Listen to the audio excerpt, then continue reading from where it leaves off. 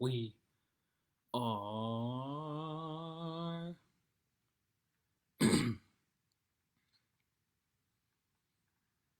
Boom! And we're live. Greetings.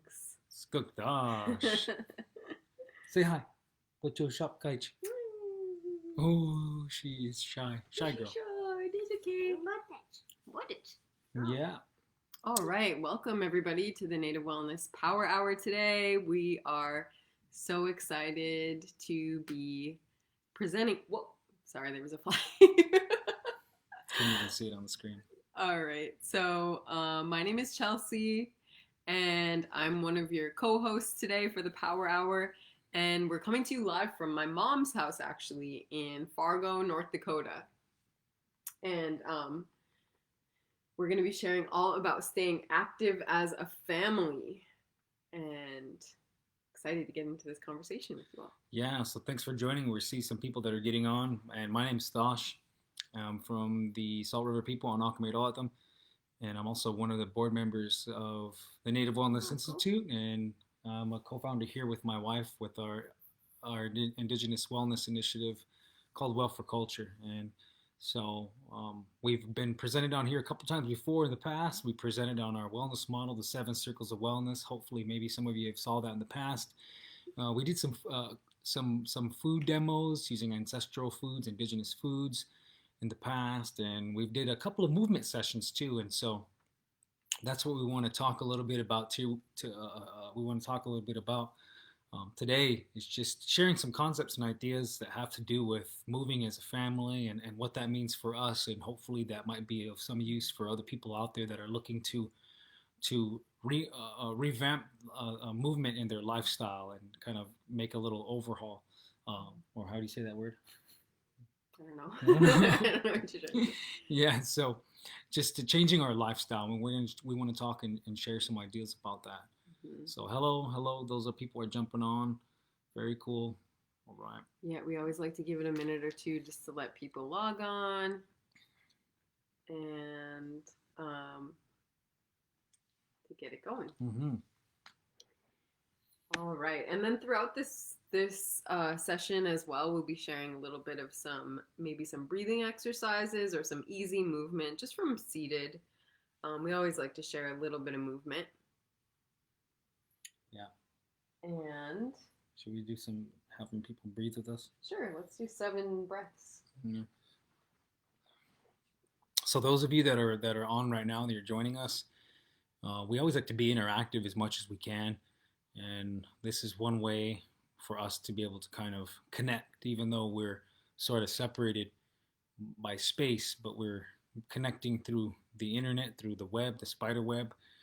But there's one way for us to really kind of connect with one another, and that's to be breathing together. It's to share breath together. And as we know, that the breath, that the air that's all around us is one of the gifts of the great Creator. And so most of the time throughout our day, our bodies, the brain, your autonomic nervous system is just breathing for you, right? And when we actually take some time to consciously take in air and oxygen, it's we are actually acknowledging that gift. And so to me, it's a spiritual thing because it's something that's vital for our life. So it's really sacred and special in that way. So we're gonna do 7 of them, and this is a little exercise that our little family, or a little practice that our family does all the time, and we want to share that. And Chelsey had learned this from her people, and so join us. We're gonna do 7 breaths, and I want you to imagine that you're breathing in the directions. There's north, south, east, west, the cardinal directions.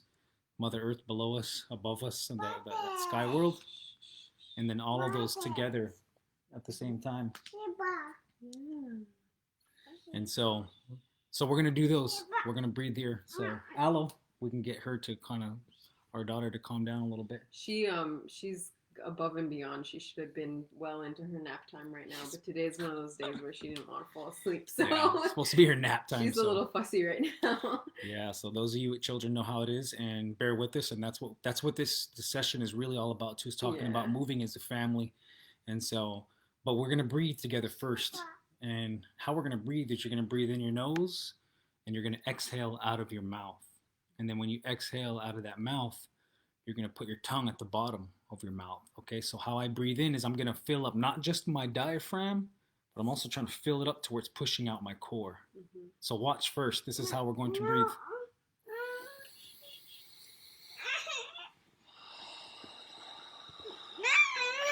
Are you going to breathe with us?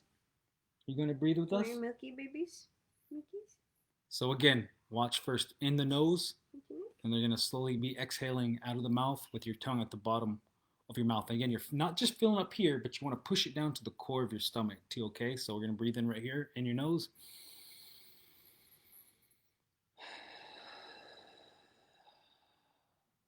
And when you push out that oxygen, you want to empty out the entire diaphragm, so that way your exhale is much longer than your inhale, all right? So now we're going to do 7 of them. And you can close your eyes if you like. If you're in a good space, you're going to close your eyes.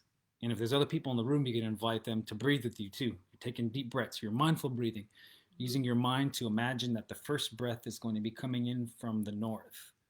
Then you're going to exhale it out, and it's going to go out of your body. Mm-hmm. The next direction will be west. Imagine whatever is the west of you, say the sun setting, you're going to breathe all those rays in. So just kind of use your imagination and just go around in that, okay?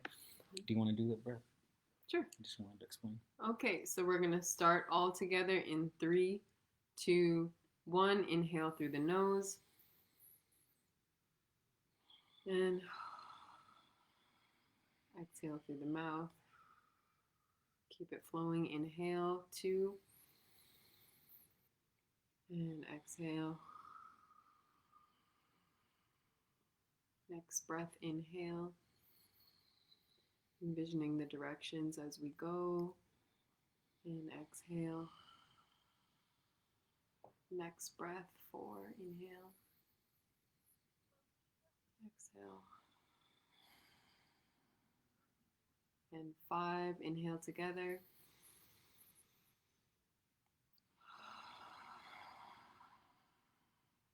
Six, inhale.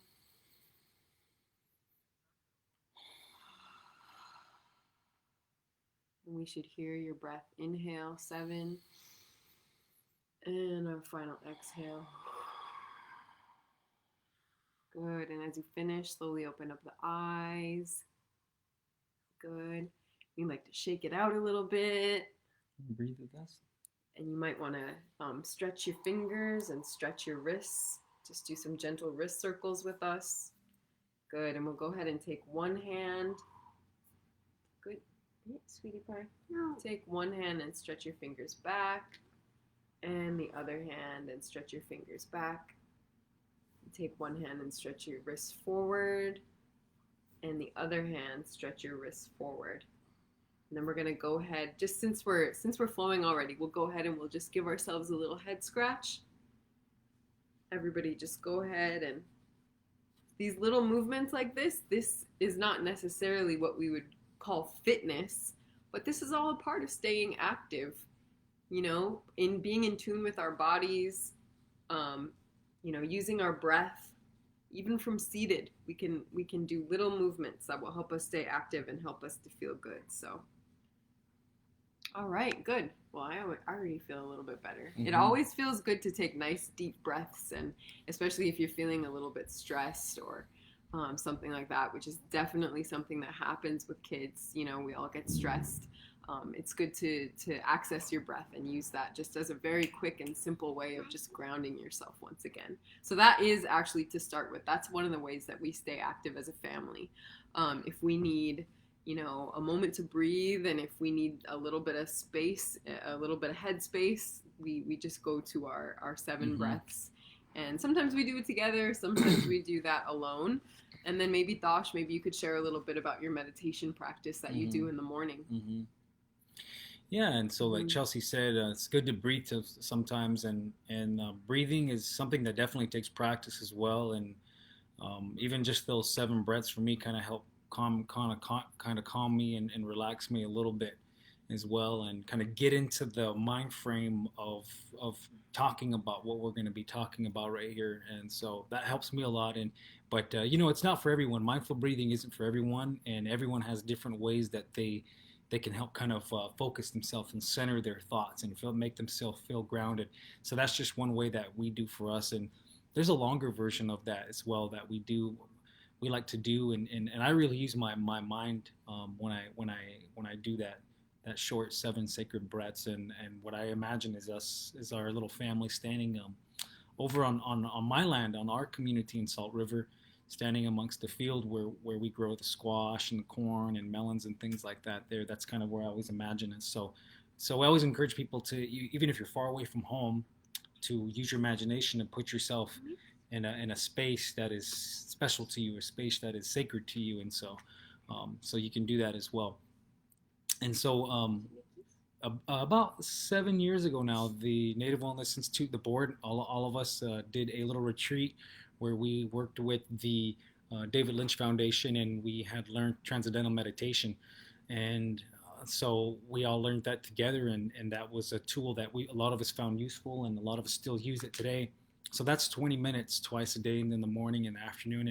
And I'm not up on it as frequent as I should and as I like to be. And so that's something that I'm working on too. My own personal journey is getting back to that in the morning and the afternoon, rather than just like once every other day or something like that. But through meditation, I found out that it increased my creativity, and it helped with my ability to focus, and just all around feeling more compassionate about things. And so that's one that's been really helpful. So those are just a couple of things that we like to share that can kind of get you going, to help kind of center yourself and center your thoughts. Mm-hmm.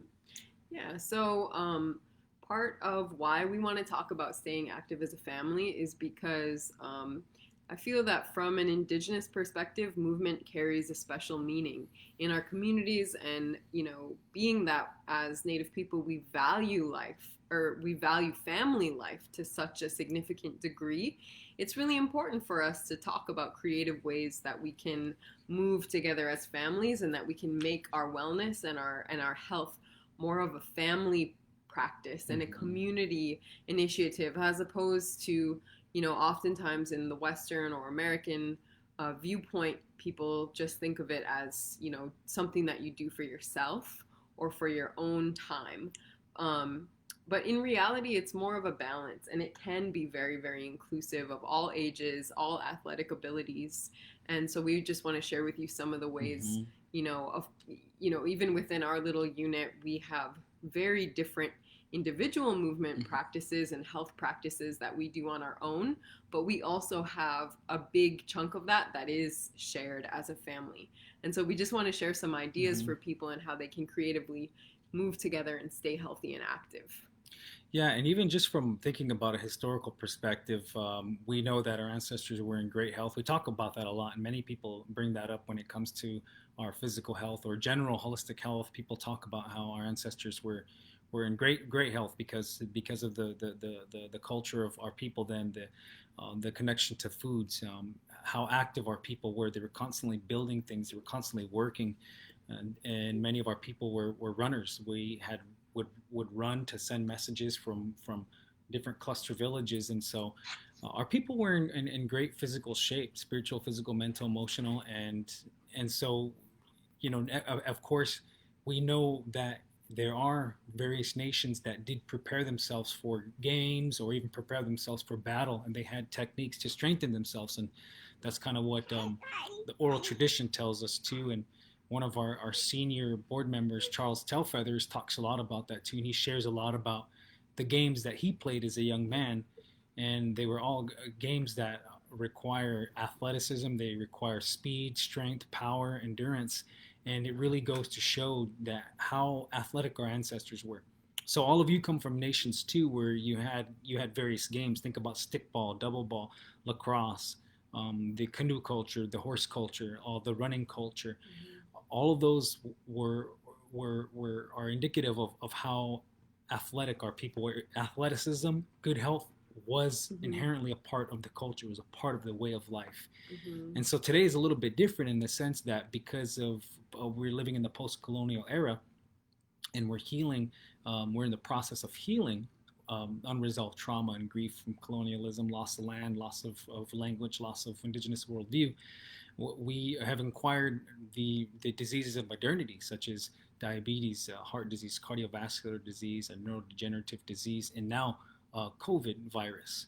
And so we are all at an increased risk of acquiring these diseases, because of not because of our we're genetically at a disposition, but because of the current factors that we are living in, our social economic factors and such. So we have to move today. Is what I'm getting at. So what I'm getting at is that movement has to be our culture again today, and we should look at movement, physical movement, and exercise is not something that's recreational, but and this is what Chelsey says, look at it as something that's critical for your health, your spiritual, physical, mental, and emotional health. And that's kind of in our generation, we feel that what we are seeing with people that are raising children, in our generation, maybe there's some that's older as well, I'm sure, but what we're seeing in our generation is that we're seeing people raise children, and the children are growing up seeing their parents and the exercising as a regular regimen, as a daily thing,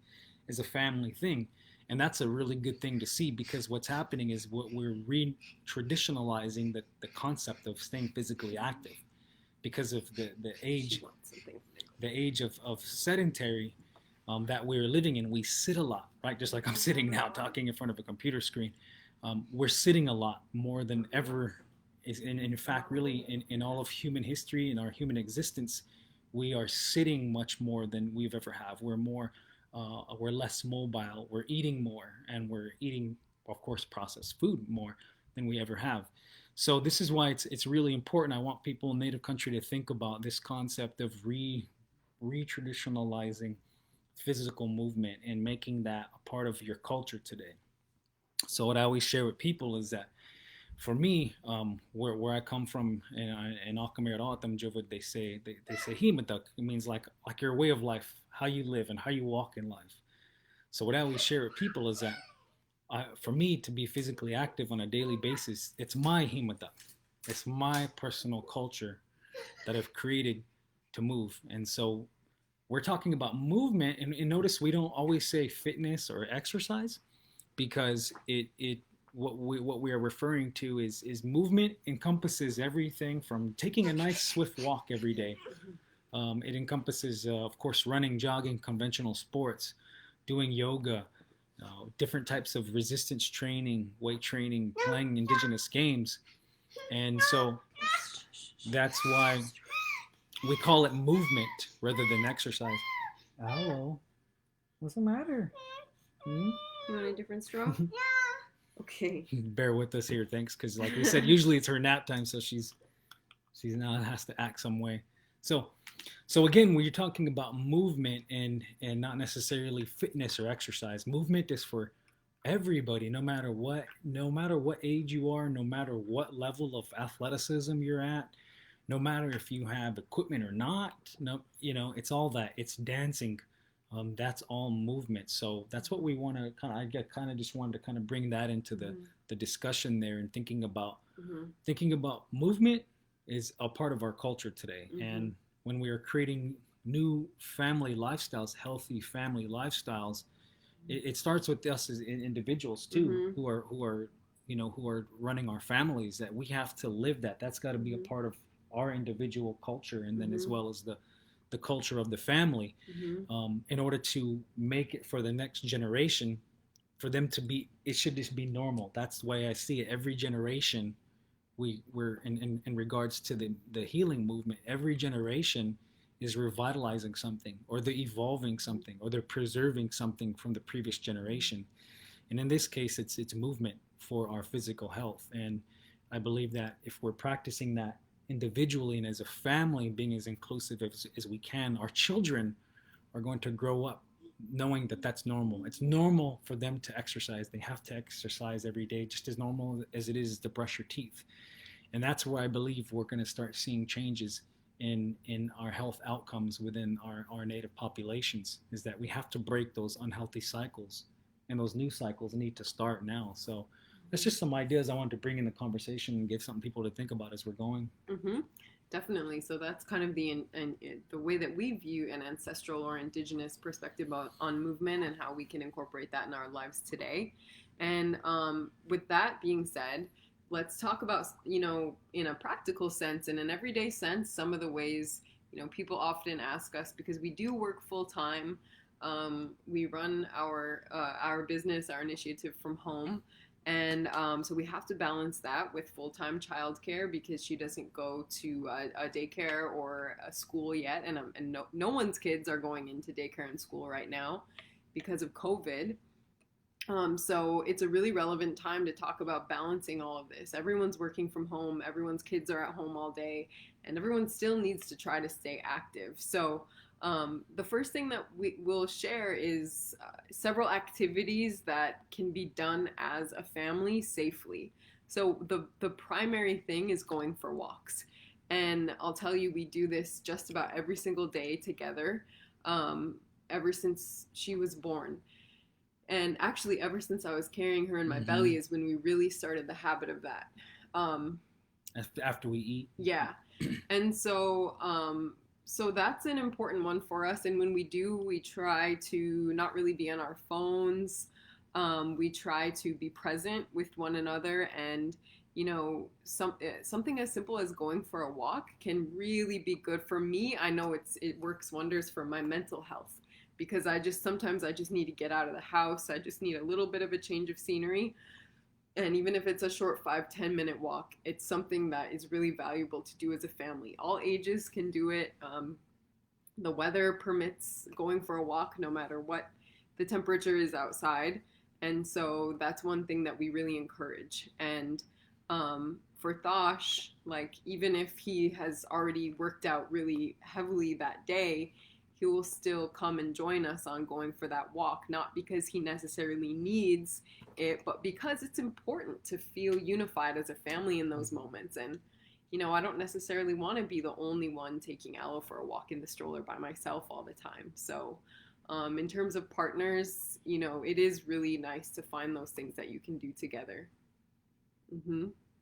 Yeah, absolutely. And there's various levels of it as what she was saying. I think that it's important that you have your own type of practice, your own modality of movement that you like to do, and then we have stuff that we do as a family there that helps us to strengthen our bonds, our to one another as well. And as we know that it's good for our children's development for them to be involved with family things from a young age.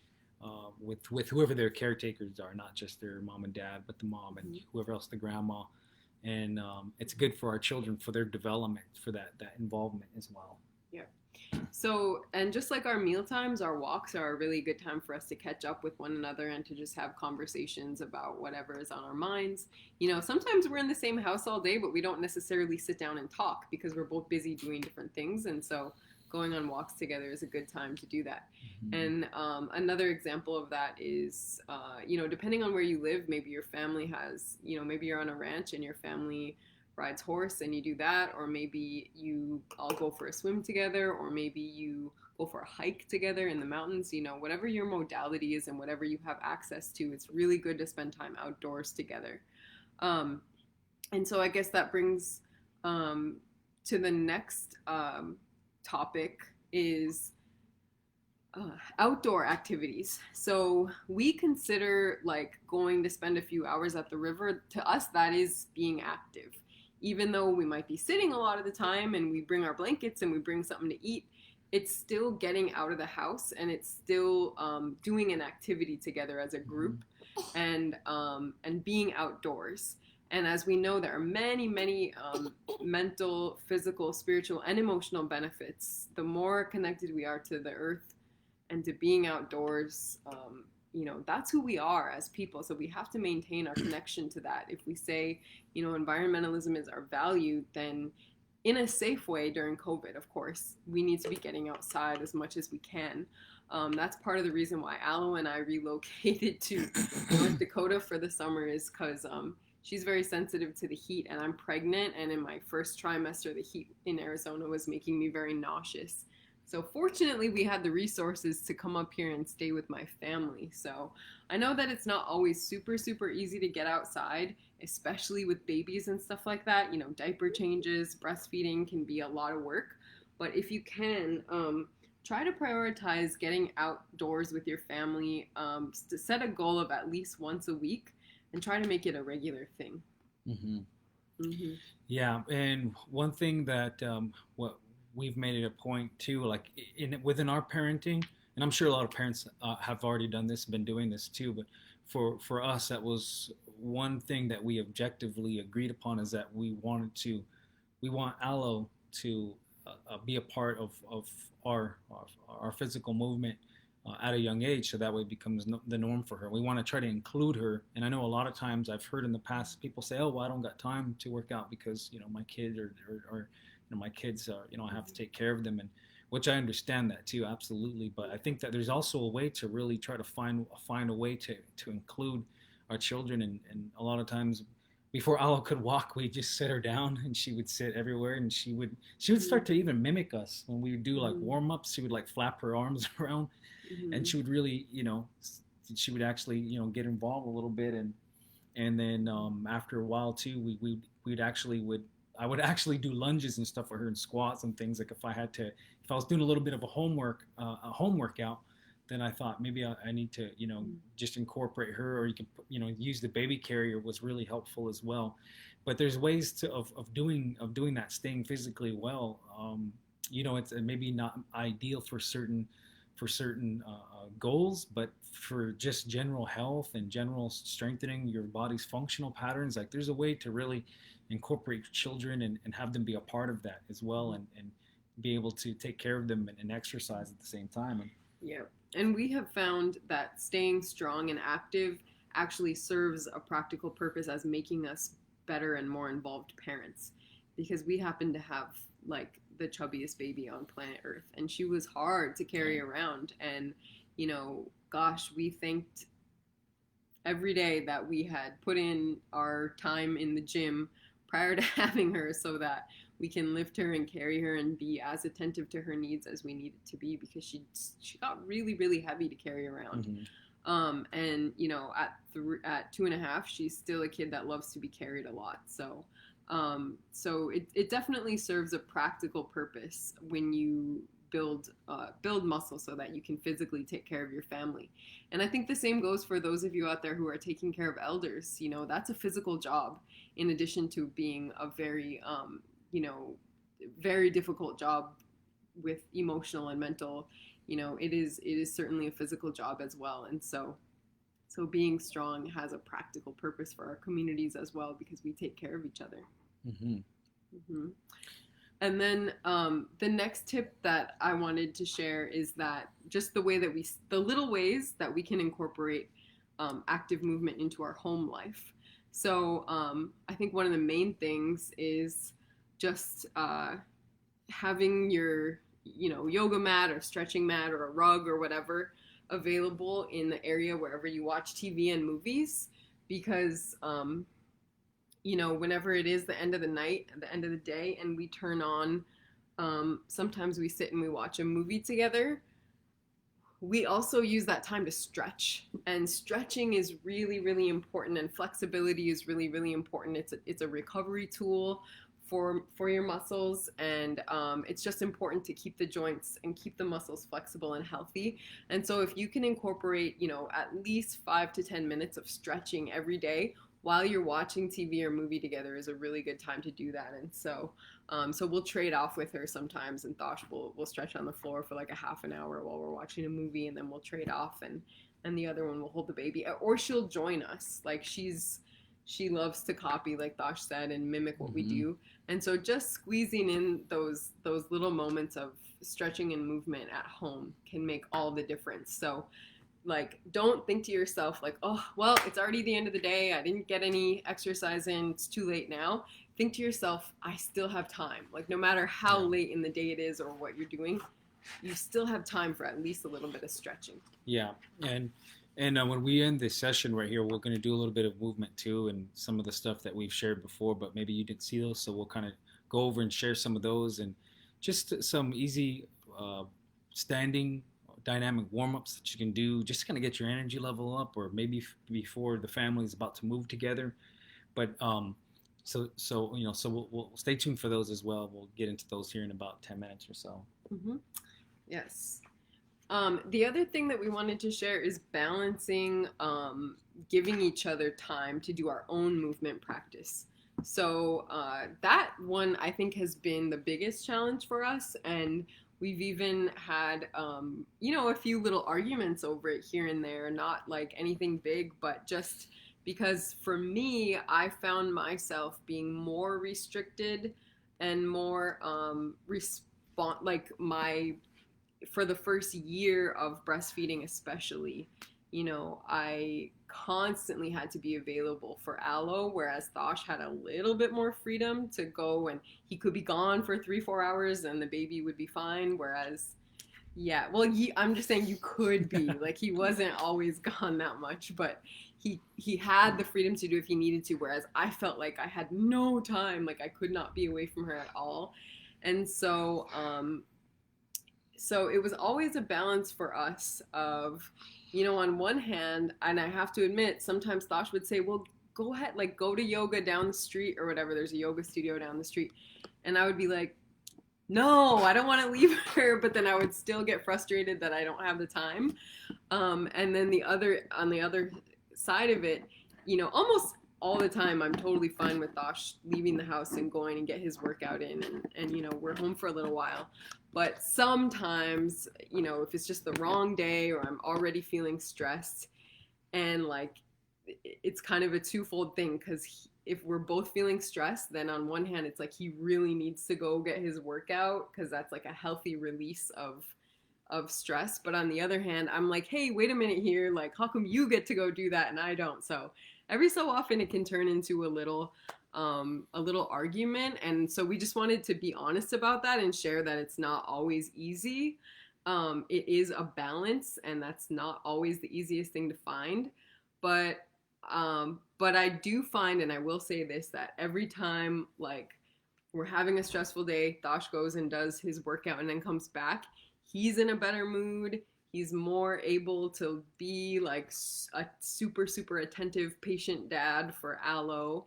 And then, maybe I get some time to shower and, make whatever food I want to make and just do my own thing at home and do some stretches and get my own thing in. So I feel like even though sometimes I don't want to give him the freedom of doing that, it always ends up being a better choice. And I think, another example I have of that is like a family that I know. They were having an argument over, they were trying to budget. They were making their monthly budget. And one of the parents was, had a expensive gym membership. And they were saying, well, should you have that or whatever? And I actually advocated for that parent. I was saying, it's a healthy thing to spend on, and it is a healthy thing to spend your time doing. And at least that money isn't going toward, going out to the bar or whatever it could be, or, wasted on something else. So it is good to invest in health. And once you do get that workout in, everybody is going to feel stress relief. I'm pretty fair about it though, right? Like Yeah. letting you go do your thing. Yeah, but these days, the past like 4 months, I've been training at home. Yeah. I've been training in the driveway. And that too. In 100 and some degree weather. Yeah. Yeah. And then many days I take her for I'll take her out for a walk. I'll take Aloe for a walk for about 3-4 hours. We'll go out and do errands and take her active. So that way you do your activity at home too. So it's a good thing there. So I do realize that a lot of parents have more than one children, and I know that that's more of requires some balance, and we'll be there too here pretty soon later this year. On the way. I'm sure many of you have heard that. Yes, and so so I know that many parents are have more than one children. I know that's a lot. Takes a lot more juggling, and so. But we can only offer what we've experienced with just being having one child here, and so hopefully in the future we'll be able to share more about what we are doing as a family of 4 to stay physically active. And so and with our daughter, what we have agreed upon is that we're going to just show her all the different types of activities and let her try things such as dance, conventional sports. Different types of other workouts, say gymnastics of some sort, and see what she takes to and see what she wants to do and then help support that. And so we don't have no expectations. Hello.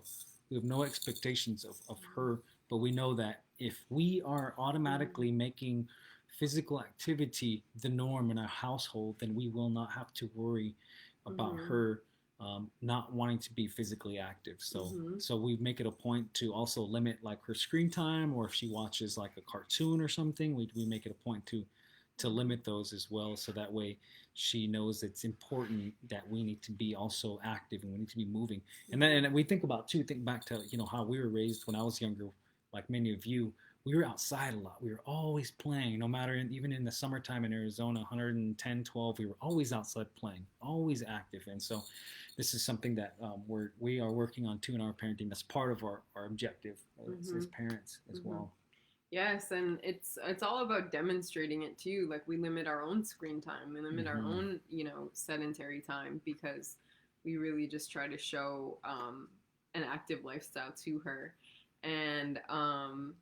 And we're just trying to make that the norm. And, I think that, again, it's a balance. No judge. I mean, she certainly watches movies, especially in the last couple of months. She actually wasn't interested at all in cartoons for a really long time. But once she got really interested in it, and sometimes it is a nice way for me, okay, I'll let her watch a little movie, I'll sit with her, I'll get some work done. But it's just a balance. So, balancing that with at least, we'll go hang out in the backyard, or we'll go for a walk or whatever, in the same day. And just making that the norm. Even her toys, see, it's a little weight. Yeah. And I show her do all that. So. Yep, and she has a little toy kettlebell. And we should talk about. So this is more pre and post COVID. Hopefully there will be a post COVID sometime soon. But before the virus was here, another thing that we did on a almost daily basis was we took her to the Tribal Wellness Center on Thosh's Res on Salt River. And, we feel really grateful that we have access to that facility, that we're, that's certainly something nice that Salt River has going there. Oh, wow, look at all these comments. We can look at them. Go ahead. Oh, yeah. But yeah, don't be afraid to take your children into, most gyms these days have some kind of a program where children are welcome to come in, and either they have their own play space or you can take them with you as long as you're supervising them and they can be with you doing what you're doing. Of course, we follow all the safety protocols. We don't let her, run around by herself near the free weights, and we don't let her interfere with other people's workouts. We keep her very close and with us and constantly watching her. Yeah. But nonetheless, that, with that in mind, it was an awesome outlet for us. We got great workouts in as a family like that, trading her off. Yeah, absolutely. And we'd spend part of the time in the studio area, where they hold group fitness classes, but it would be open most of the time, and we would just do our stretching, our warm-ups. I would do pretty much my whole workout in there. Yeah. That's where she actually took her first long steps. Yeah, that's where she took her first steps, right? Ella took her first steps in the gym.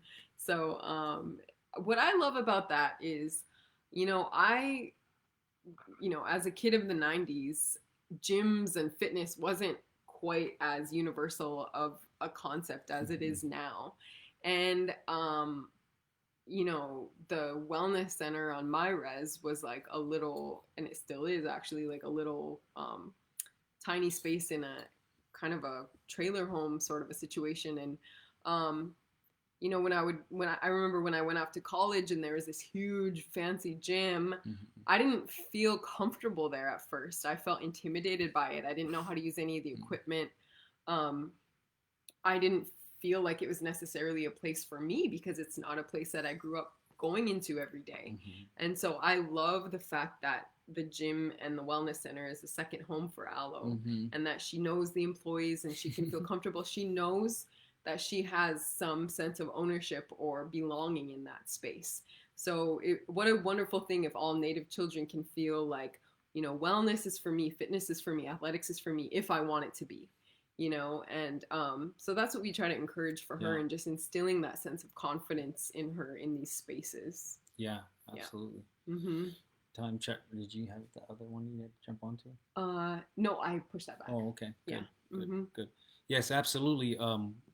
That was one that slipped my mind as well. But the three of us we go in as a family, and each of us would get pretty serious workouts in individually, and we would just pass her off back and forth a lot of times. Like Chelsea would be in the studio and she'd be doing some calisthenics and stuff like that, and Ala would just kind of mill around her, and then I would be doing a circuits with dumbbells and kettlebells or whatever, and then I would after like a circuit I'd come in there and grab Aloe, and then she would get a serious one in, and I'd walk around with Aloe, and then I'd bring her back into the studio to you, and we just passed her back and forth, and we were able to get it done. Yeah. We were able to get it done and just adjust.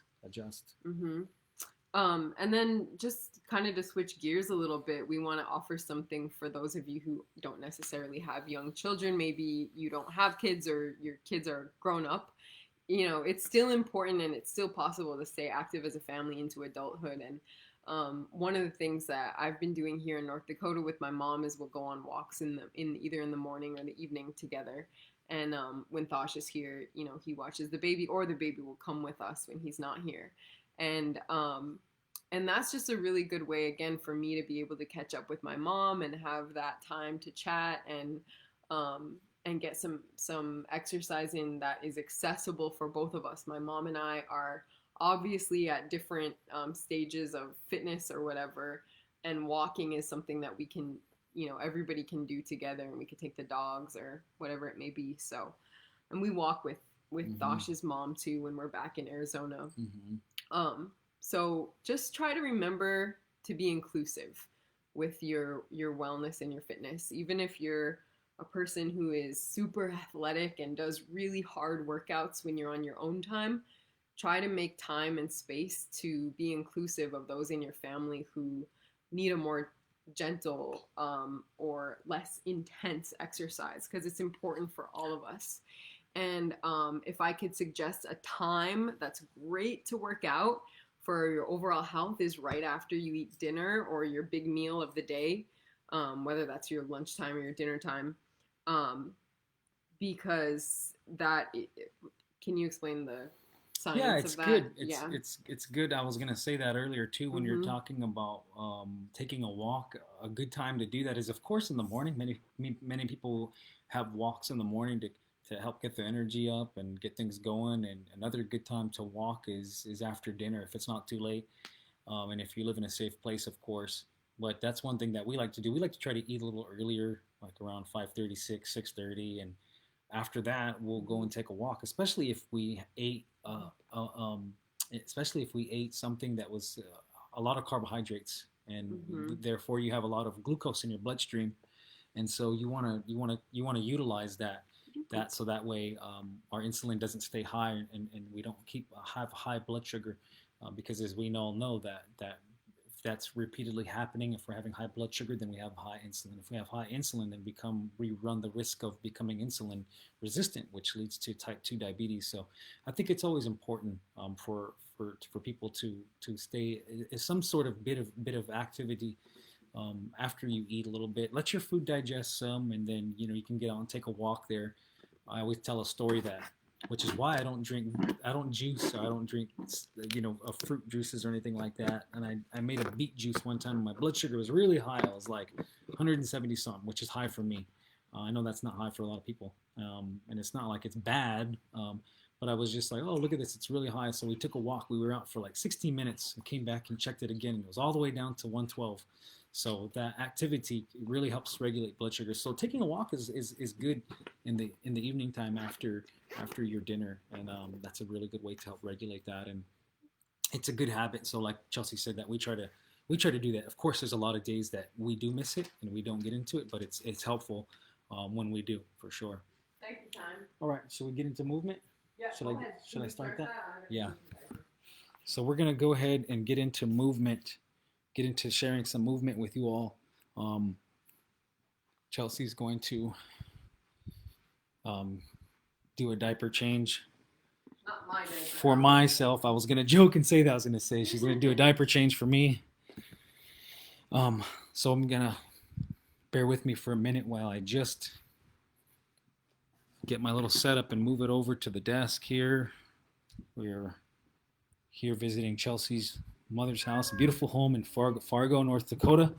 Beautiful weather, which is really awesome for me because in Arizona, where I'm from and where we live, it's triple digits. So right now, for this last 10 minutes, I'm going to do a little bit of easy movement right here.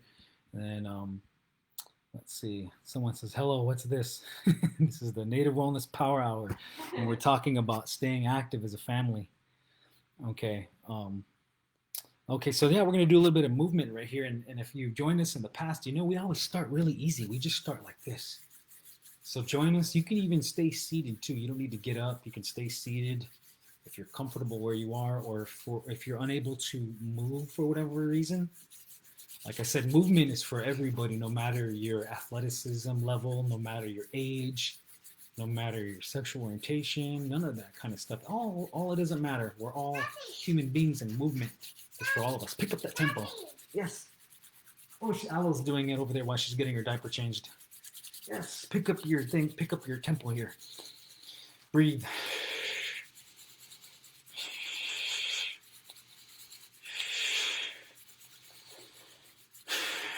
Now feel your own power. We love to do this within our Native Wellness Circle, and I know people all over the world do this. If you feel that magnetism, you feel that energy, that's your power, that's your gift, that's your spirit. I always say that we're all born with. It attached to us as we were coming into this world. You can feel that power. Some of us people use it for art, people use it for their daily job to take care of others, they use it for healing. They use it to harness and put to different outlets in their life. So that's your power right there. I can feel mine. So hopefully you can feel that too. That's what we're doing. That's what physical movement is about. It's about uncovering our potential and who we are. Oops, excuse me. There we go. Okay, so now that you feel a little bit of power, just shake it out right here. Shake it out and keep breathing throughout this whole time. You're going to keep breathing in your nose, out your mouth.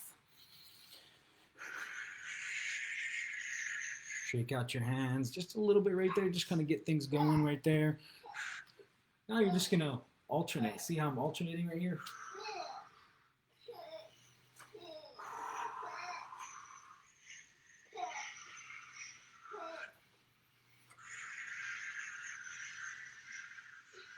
Good.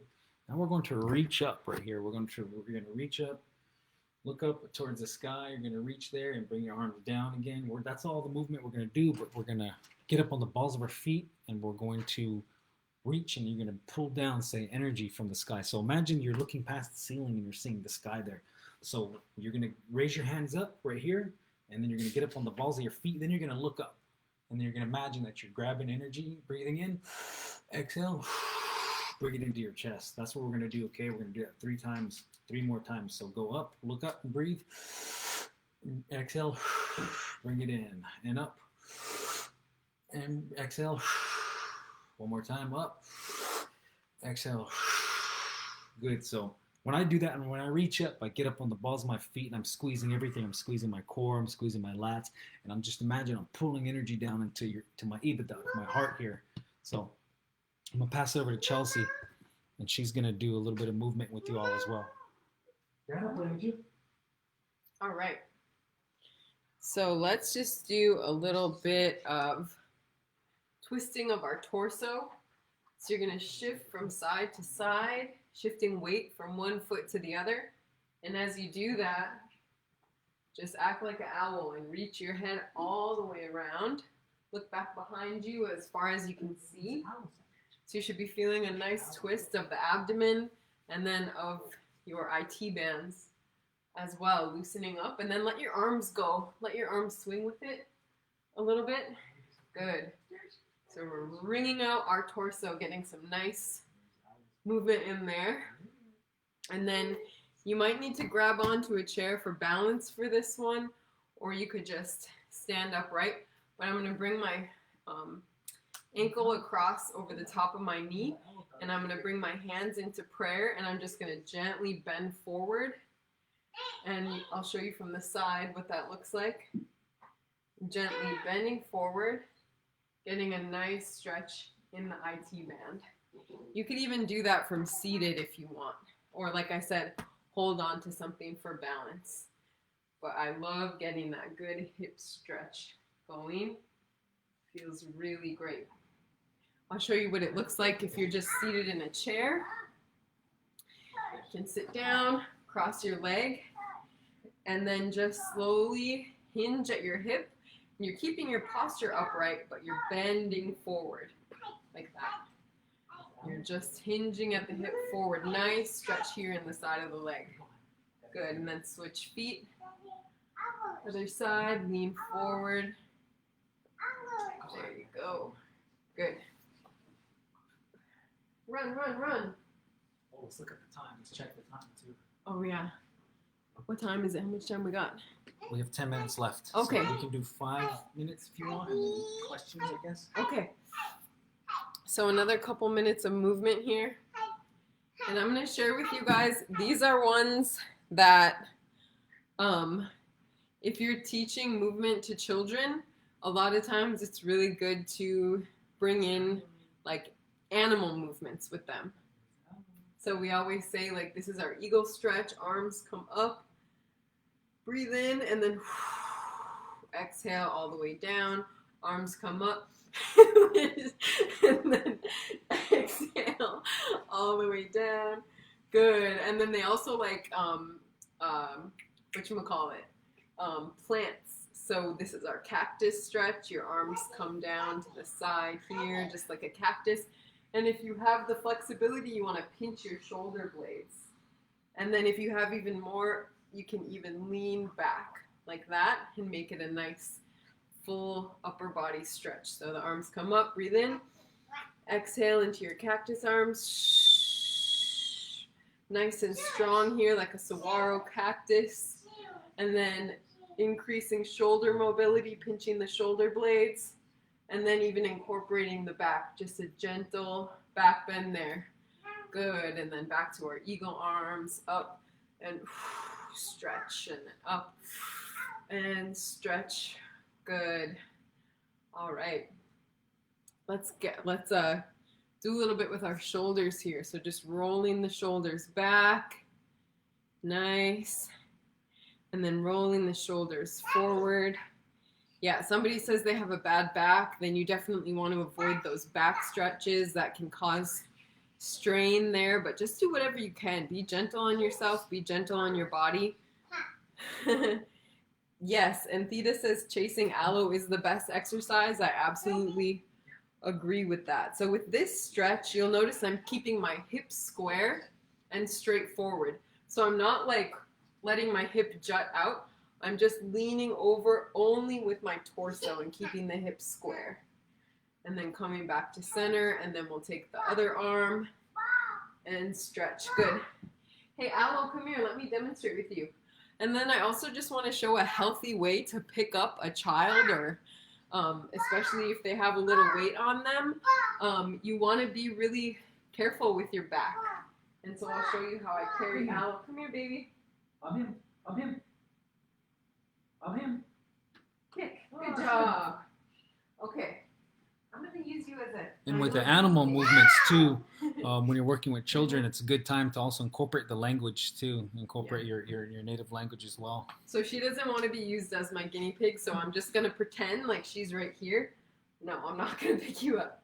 So what I do is I squat down and keeping my back upright, and I use my legs to lift. So it's just like if you learn how to squat in the gym. You bend and then you pick up like this, as opposed to like hunching over and like pulling with your back. That's what's really going to cause injury. So I'm squeezing my glutes and I like pick her up. Yeah. And instead of like, even if she's on the ground, even if she's on the ground, my back is like nice and straight, and I'm like stand up like that. Yeah. So it's all like your posterior, it's your hands and your glutes. It's not your lower back. Yeah. And then I'll show another thing. If you're holding the baby, the big baby, the child, I keep my glutes squeezed, and then that way I'm using my leg muscles more so than my back muscles. And then sometimes if I'm like walking around with her in a store like this and I start to get tired, I'll prop her up a little bit further. Yeah. And I'll just hold on to her, the bottom half of her body, with my arms. And then the other thing to be really mindful of, and I know especially it can be a habit to stand on one leg, but that's really bad for the hips and the back and the alignment.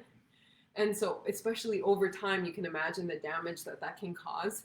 So just try your absolute hardest if you're carrying a heavy child to always stand on 2 feet and keep the weight evenly distributed. Otherwise, you could be in for an injury in the long run.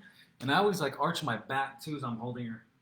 Or like if I'm holding out for a long time, I'm like arching my back. Like my lower back is arched a little bit and I'm pulling my lats back. So I just do this. And then like sometimes like you can grab your own hand like that. Your own wrist. Huh. And that's comfy. Yeah. And she wants to get down. Yeah. So those are just some of the ways that we like to stay active as a family. And we will say for sure, like now that we're parents, we have a much better understanding, of course, of how much work it actually takes to get all this stuff incorporated, to get your fitness in, to get your work done, to be attentive to the child. It really is a lot of work and it can be stressful. So, and we're not perfect at it all the time. Like there are definitely days where I don't get any of that done. But you just wake up and you try again the next day if the previous day didn't work out, and don't be too hard on yourself. And sometimes rest is the most important thing as well. So, you know, with everything that we said, yes, being active is super, super important, but there are also times for rest and times when the stress of it might be a little bit much to manage. And I'm really, my heart goes out to, and my respect to all the single parents out there who are balancing this, you know, on their own. I can only imagine what that's like. And I would love to hear tips from you all as well, because that's not a challenge that I have necessarily had to had to learn about yet. Yeah. But so yeah, thanks for joining us right here. I just want to kind of look through to see if anyone had any other comments. Hello, Kyla. What's up? How are you doing? Yes, Theta. Okie to all of you. And someone says a little ghost. Yes, we have all kinds of spirit. We have spirit helpers all around us. So if you're a person that sees those things, that's what you're seeing. Someone's bad back and they're doing what they can. That's good. Yeah, and it's important to, I think that to find, to work with the physical therapist who can actually put you through a regimen to help strengthen your back. Because many times we have imbalances, or sometimes maybe our glutes or our quads are not activated and causing our back to take all the strain, you know. So it's good to work with a professional that can actually help coach you and physically work with you through those things. So yeah, so we also just wanted to share, of course, that we love to create fitness tutorials and movement tutorials and stuff like that. We haven't done a lot of it recently, but we do have a YouTube channel where we share some fitness and some exercises, so you can find us there on Well for Culture YouTube. And let us know at any time if you have any requests. You know, reach out to the Native Wellness Institute or and we can try to help facilitate some more movement tutorials if you feel like that's something that you need. Yeah. So we're here as a resource, and let us know if we can help you in any way. I also do a really cool Unicycle Workshop. I've been talking about it for like several years, and no one ever hires me to show them. Dad joke. Dad joke, she says. Dad joke. Okay. Let's see.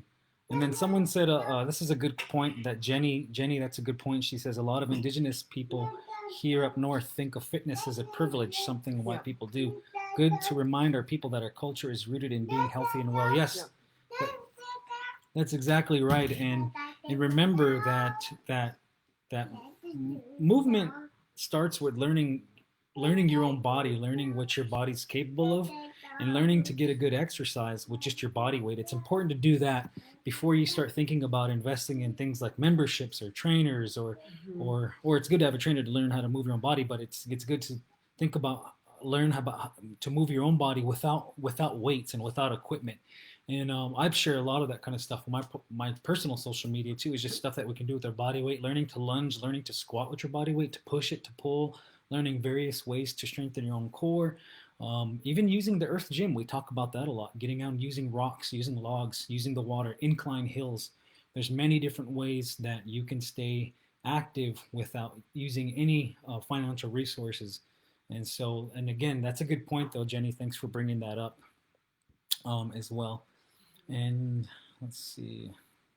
Someone said, I thought you guys were here the other day here in Portland during the BLM protest. We saw people.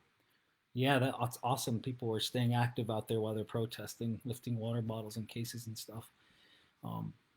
Good, good, good. I gotta jump on this next one. Yes. Thosh. All right. So we're at the end right here. And so we want to thank you all for joining us and sharing with us this past hour. Hopefully some kind of ideas that we shared was helpful for each and every one of you in some way. And again, my name is Thosh. I'm from the On Off Camaraderie. And Chelsey is from the Turtle Mountain Chippewa people, and we're in Oklahoma. So now we got to go because Al fell down and hurt herself. So, Tahuga, thank you.